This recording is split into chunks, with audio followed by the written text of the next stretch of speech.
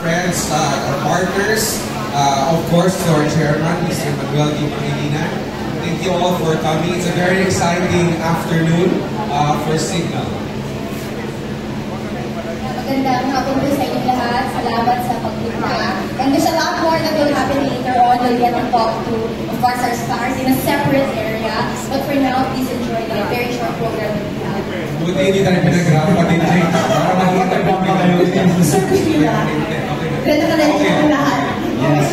We're so excited about this, ma'am, and we just want to dive in what made us go to this direction of vertical entertainment and vertical viewing.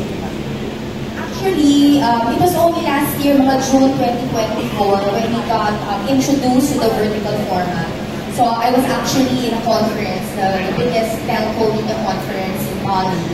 And I saw the numbers, how it was growing in China, how the vertical format was growing in the US, in Asia, in Southeast Asia in particular. And nung inaral namin, I felt that it was such a perfect format for this product that we have. Signal Play has actually been out in the market for 1 year already. But Signal Play carries linear channels. So the channels that you see on the Signal box are actually mirrored in the Signal Play app.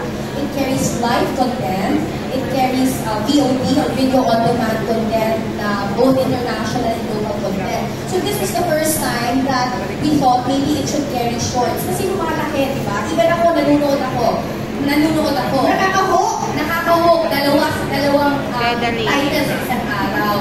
So it took us 1 year to build it, and then I congratulate the team for building it. And ang commitment lang namin is that this is more than short videos. This is, we're giving you meaningful narratives that we've crafted for the Filipino audiences.